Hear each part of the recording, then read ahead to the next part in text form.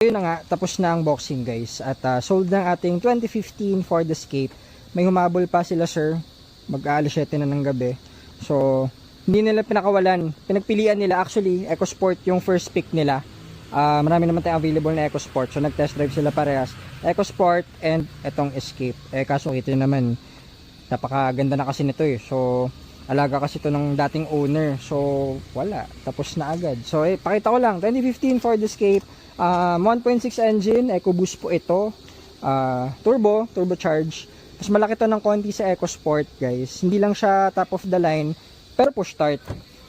SE Special Edition push start. Naka power seats. Ayan, may mga lumbar support. Taas baba. Tapos nagaganon din yan yung angle na papalitan. Automatic transmission, all power. Syempre, tapos 78,000 yung mileage niya. Cruise control. Yan.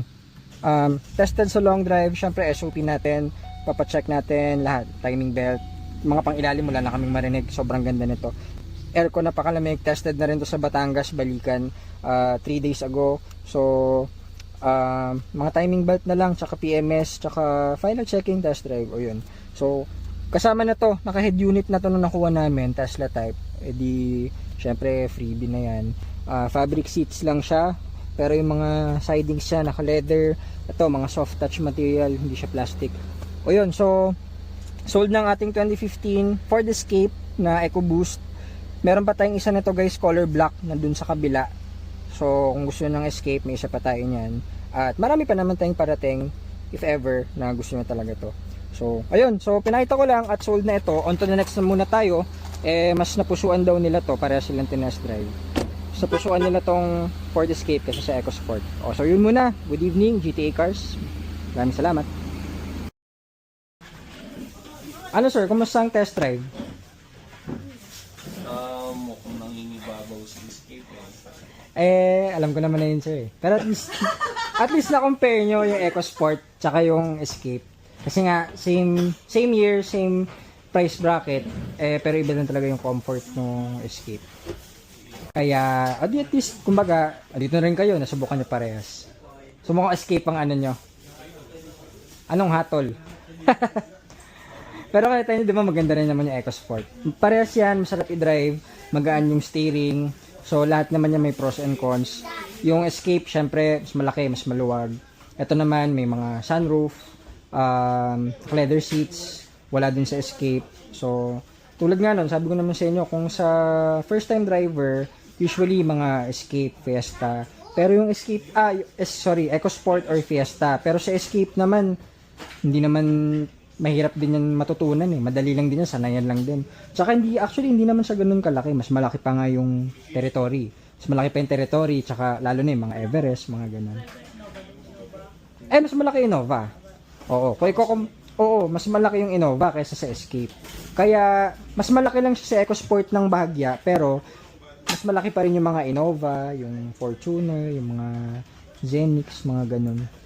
O di yun. Oo, mid-size siya.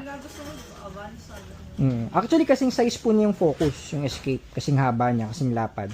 Mataas lang. Parang ginawa lang siyang SUV. Yun yung difference sa EcoSport.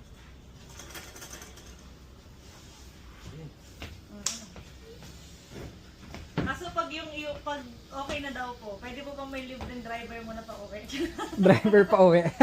Saan ba kayo, sir? San Mateo. Papahatid niyo yung ano? Kung malapit lang naman, pwede naman natin pahatid yan if ever. Schedule lang natin. Kasi alam niyo naman dito, medyo ano tayo sa ano. Pero walang problema. Hindi naman kami rush. Actually, hindi kami talaga rush. Basta hindi kami Basta araw-araw siya nanonood. Araw-araw. Ay, thank you. Talaga po. Boss Rafa. Pakita ko ba yung... Doon po. Yes, boss. Magpapa-autograph daw po siya. Yung messenger ko po wala pong... Pwede naman siya yung mga ganun na arrange naman yan. By schedule, ano naman problema. Tsaka, iaano pa rin naman namin. GTA, di ba pa? Magkasama po Ay, sa kami. sinasend lahat. Pinabakit ako. Adi, alam nyo pala yung mga SOP natin sa mga units. Oo. Tingnan mo yung comment. Thank you po, salamat. O yun, so, na-test drive nyo yun. Parehas namang maganda yan. Sa preference nyo na lang. Tsaka, wala, may freebie na kayo na ano dyan. Tesla head unit. Sir Mark. Markyakis yan, sir. Meron kayong point of comparison para Ano ba, kubo ko pa lang sa leg. Maluwag yung isa. mas maluwag, ma'am, di ba? Kumbaga, may pros and cons sa kanya-kanya. Pero, syempre nga, kung gusto nyo mas maluwag, mas malaki, syempre, escape yung mas okay.